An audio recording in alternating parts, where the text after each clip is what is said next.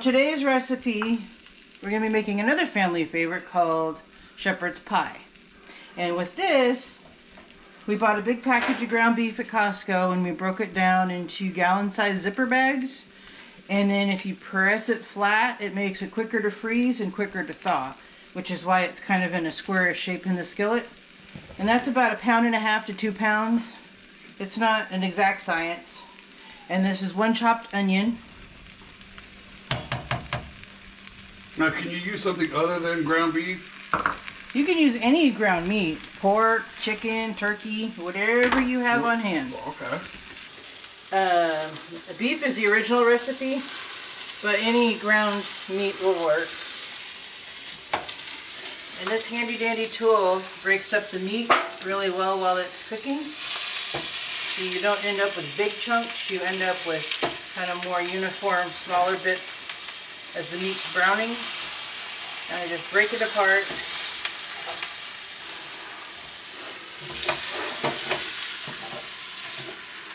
And since it's a nylon tool, it doesn't scratch a non-stick pan. Because you cannot use metal in a non-stick pan because it'll tear up the surface. And where would you get nylon tools? Or would you just... Pretty much anywhere. This was actually from a dollar store up in Lake Isabella. And Pepper Chef makes them. A lot of the big kitchen tool companies make them. But it's pretty much, it looks like a giant asterisk on a stick. But it breaks up the ground meat. And you recommend breaking it up in the pan? Yes, because you have to do it as it's cooking, or else it'll cook into larger chunks. And I like a more uniform, presentation, because it just mixes better with the other ingredients. And now that I've got that browning up really well, I'm going to season it with some seasoned salt, like we used yesterday in the other recipe. Just a little bit of that. It's not an exact science, it's just a little feel for how things look. And the most important thing, safety seal. Brand new bottle. I use so many spices that I constantly have to get new containers and replace them. So this is hamburger seasoning. McCormick's a good one.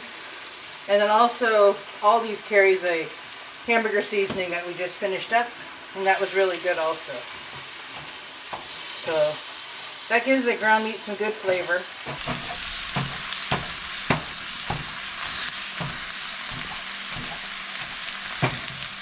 As you can see, as it's browning, it's breaking up into smaller bits.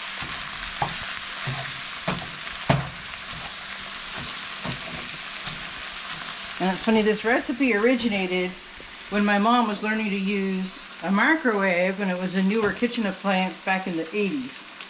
And I've kind of morphed it into a stovetop version because that's just easier for me. How long does it take you to brown the meat? Yeah, it takes probably about 10 minutes altogether. Depends upon if you have a gas or an electric stove and the efficiency of your pans. Like this one has a better bottom, so it conducts heat more evenly. Okay. So there is something to be said for having decent cookware, because if you have a thin bottom, foods will probably burn and the heat won't distribute evenly. But if they have like a metal disc on the bottom, it distributes heat more evenly and quicker. I guess it conducts heat faster. So while this is cooking, I'll show you what else I've got ready for this recipe. I made some instant mashed potatoes ahead of time. Oh, okay. Because once we assemble the casserole, that will be the topping.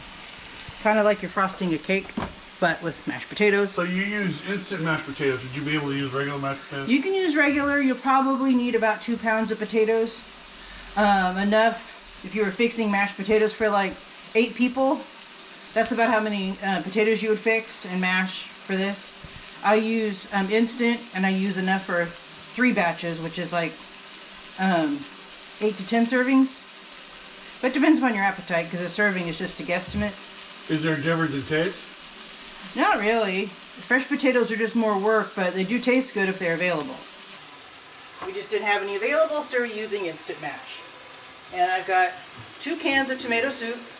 Any brand will do, just the condensed soup. And then 3 cans of green beans. Just regular green beans in a can.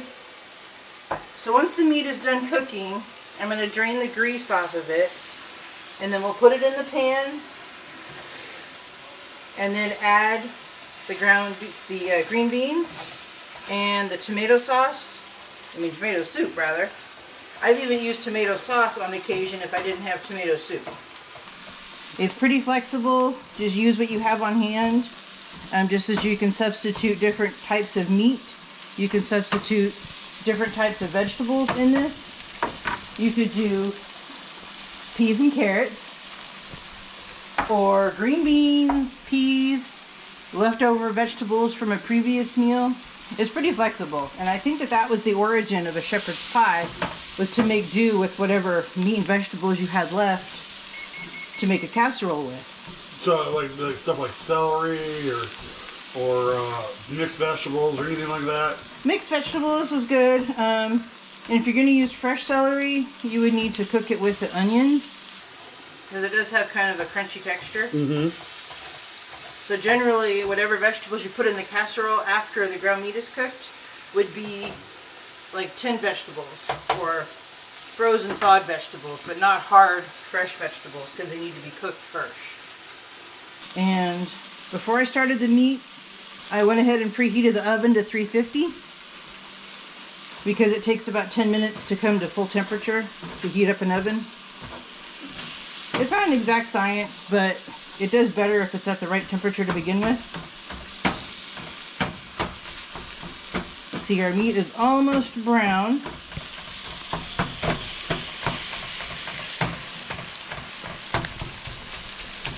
Okay. So we can take a break for a moment while I drain the meat, and then I'll show you how to assemble the casserole. Alright, and now we're back. We've drained the ground beef and put it in the casserole pan. And then we're going to put in our 3 cans of green beans.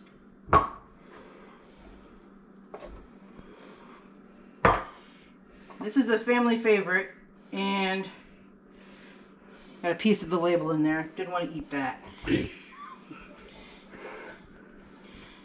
And it's nice because we almost always have all the ingredients available.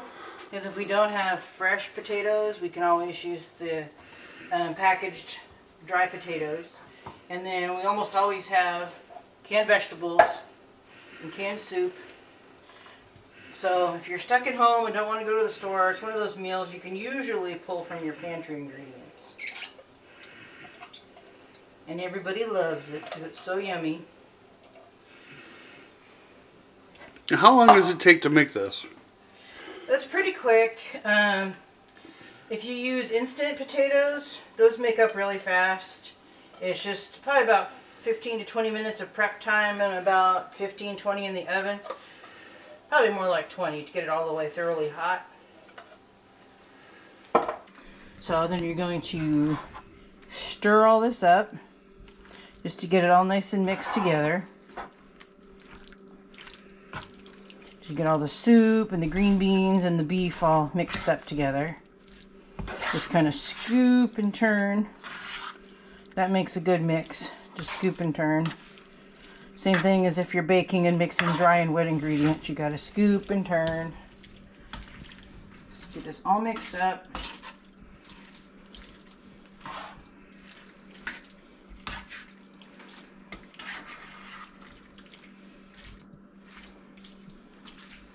Almost mixed.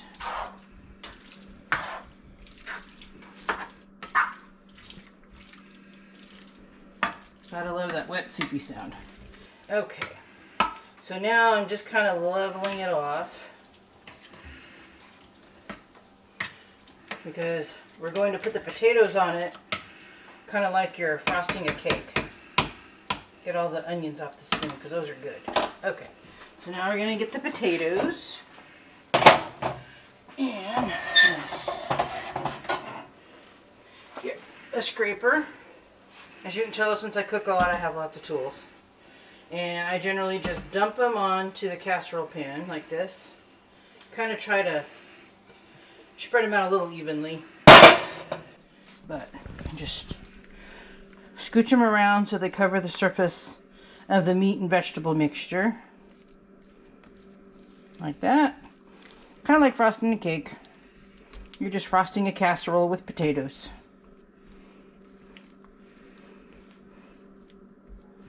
And you got that. Get off the rest of the potatoes. So, and then you're going to take about 1.5 cups, give or take, of shredded cheese. Usually cheddar or a cheddar mozzarella jack mixture, or Colby Jack is one of our favorites. Generally whatever you have on hand, but yellow cheese looks best because it's got the color contrast to the white potatoes. As if you put on jack cheese, it'll probably just blend right into the potatoes. You can't see it. And then the other thing we can use for decoration is just some good old paprika to give a little color to the top of the casserole.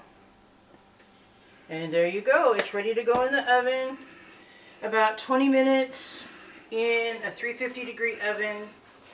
And it's pretty much just to heat it through because the meat's already cooked, the potatoes are already cooked, the cheese just needs to melt, and the flavors just need to come together. So about 20 minutes, and then after that's done, we'll come back and show you the finished product. And now, our dinner is ready, and you can see what it looks like coming out of the oven. It's all bubbly and cheesy and delicious. And you always want to make sure you've got good oven mitts, because I cannot stand shoddy oven mitts that don't protect your hands when you're lifting a heavy pan. I'm going to take it over here. Oh, that looks good. Now you can see our beautiful shepherd's pie.